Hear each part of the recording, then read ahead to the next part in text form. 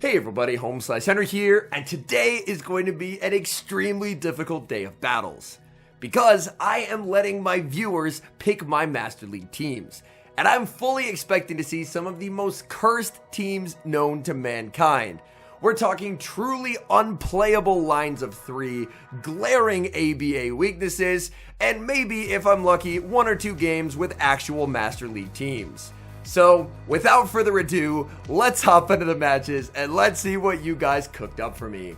In game number 1, we have a battler submitting Darkrai, Zacian, Palkia. 2 very playable Master League mons in the back, but an ABA weakness to Fairy, and we lead into a Zacian. This is so bad. I'm going to stay in to start with the Darkrai, looking to farm up a ton of energy. I wait the turn looking for a catch onto my own Zacian. I don't get the catch, but they stay in to throw energy.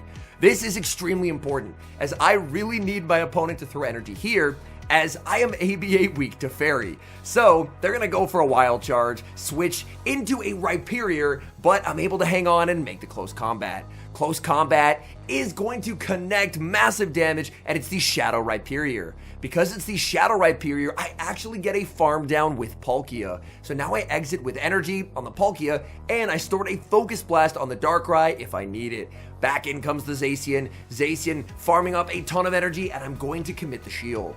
I need Palkia to put pressure on this Zacian, and Zacian is already in a range where 2 Aqua Tails will very comfortably knock out. So I go for Aqua Tail number 1, they're going to let that go, farming up more with the Zacian and making sure that I throw this move before they get their next charge attack.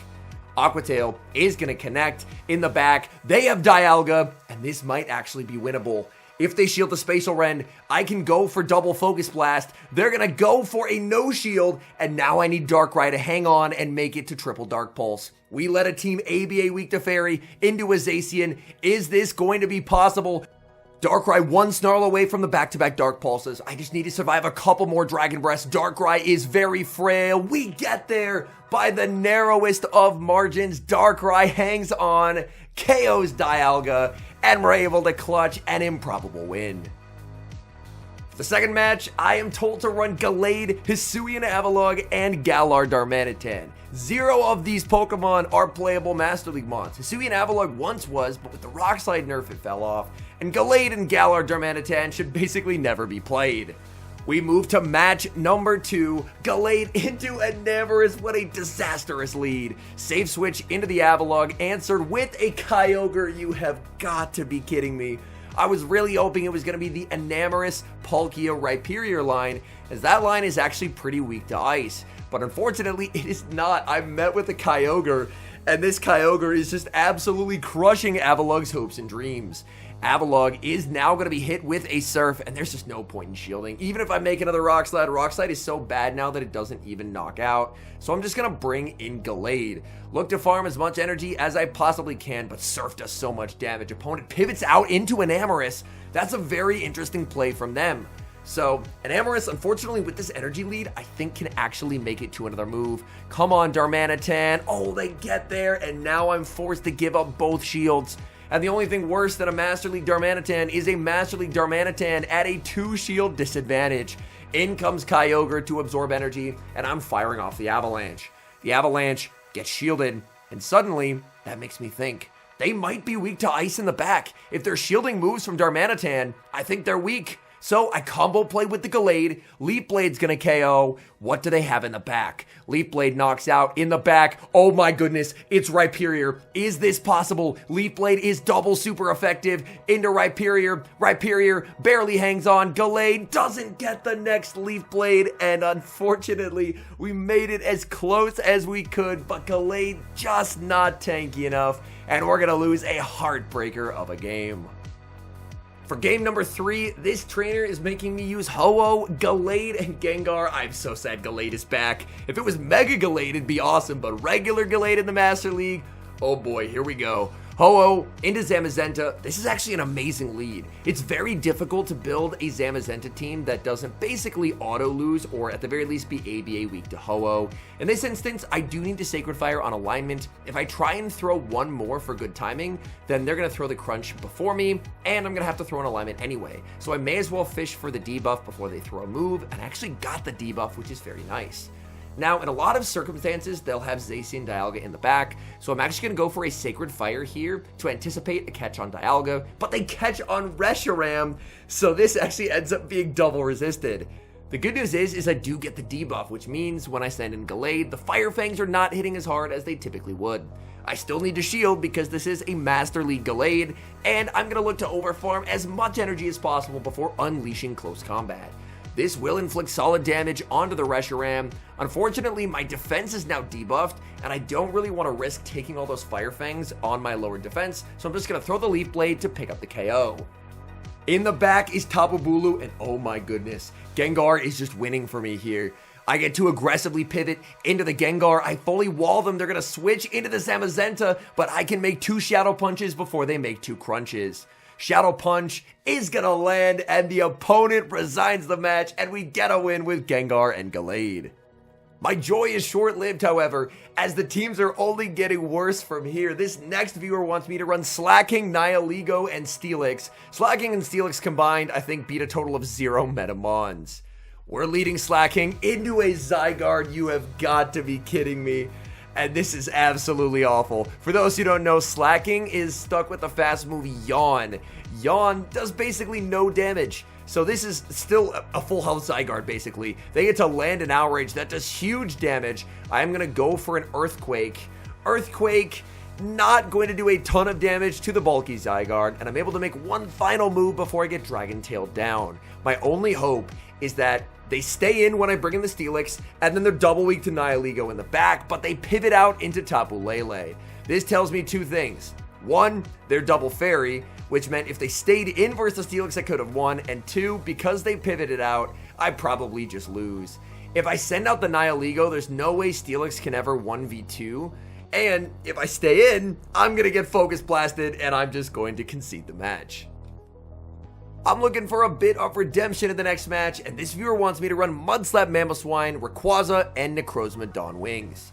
This is definitely a better team than the Steelix team, so I will take whatever I can get. Okay, we lead Mudslap Mamoswine into Melmetal. This is a pretty nice lead for me. My opponent's staying in here, and they throw after 5 Thunder Shocks. This is a weird time to throw unless they're on Superpower. Either way, I'm going to let it through. It is a superpower. They bring in Xerneas, and I'm going to chip with my Avalanche before I send in Dawn Wings. Dawn Wings, I can Shadow Claw into Dark Pulse range easily, but I forgot that I was still on Psycho Cut from the Psycho Cut video. Had I remembered I was on Psycho Cut, I would have banked the Avalanche and brought in the Dawn Wings, as I would have had very quick Moongeist. But unfortunately, I forgot what moveset that I had on this Pokemon, and that caused me to play a little suboptimally. Either way, we pick up the KO with the Moongeist Beam. And now, what are they going to send in? They're going to bring back in the Melmetal. Well, if I have Psycho Cut, I may as well take advantage of the fact that it has incredibly fast energy generation. So I get to the Moongeist. That's going to be a one-hit KO. Goodbye, Melmetal. And in the back is Dialga. Dialga, I'm going to bank a move on my Dawn Wings and then send in Rayquaza. They can go for the Iron Head. Rayquaza's very glassy, but I don't think it's going to be enough to knock out. And that means that I will get to fire off the Breaking Swipe. Breaking Swipe is going to be shielded. I believe I can make a move on Mamoswine, and then I have a move on my Dawn Wings, but Mamo's too low. I can't get there. And suddenly, I may have thrown this game. Oh my goodness. For some reason, I thought I had residual energy on the Mamoswine, but I did not. And now, I need the fast energy generation of Psycho Cut to save me. Dark Pulse number 2 is reached, and that means this game will still be a win. We're back in the win column thanks to Dawn Wings and a Mudslap Mamoswine.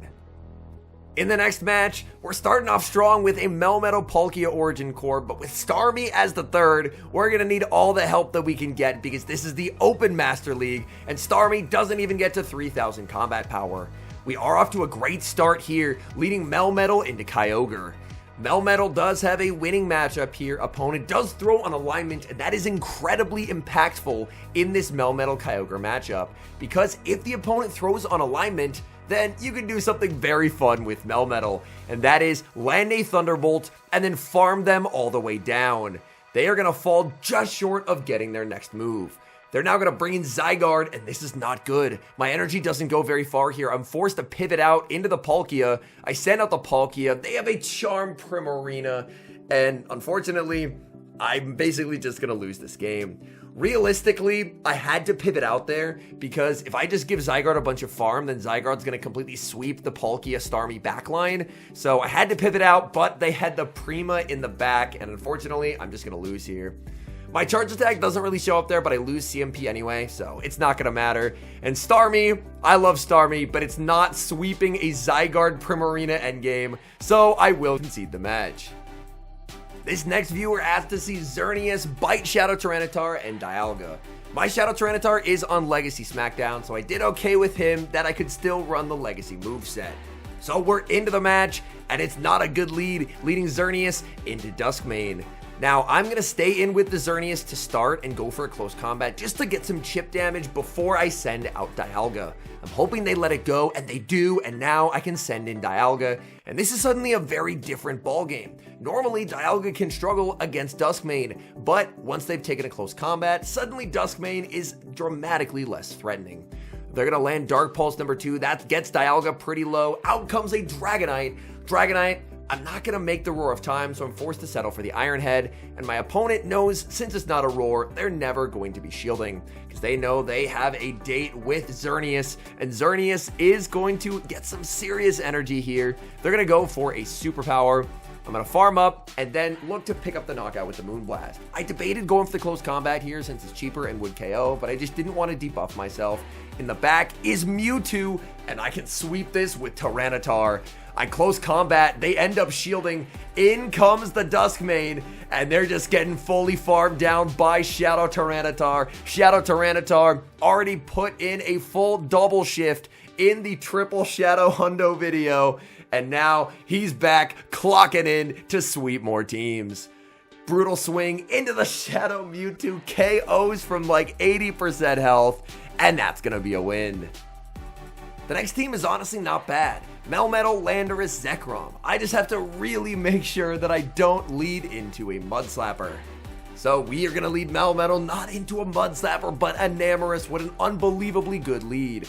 Opponent save switches into a Veltal, and I get to respond with Zekrom. So far, things off to an amazing start. The opponent ABA weak to the Melmetal, and I don't even have to stay in versus the Veltal, as I can just send in Zekrom. Zekrom is going to unleash Fusion Bolt at this Veltal. Veltal is going to just let it go. In comes Rhyperior. There is the Mud Slapper, thankfully not on the lead. It's in the back where I can align Landorus to it. Firing off the Outrage, that's going to be a shield from my opponent, and now Landorus hits the field of play. I'm more than happy to let this go. They should be pivoting out at this point, and they're going to do just that. In comes an Namorous, farming up a ton with the Melmetal. I should have thrown first there as they were able to deny my sneak, but I'm just in such a commanding position because Melmetal is one of the few things that can actually shut down a Namorous. A Namorous is unbelievably strong, but against Melmetal, Melmetal is going to get to land a double Iron Bash, and watch this.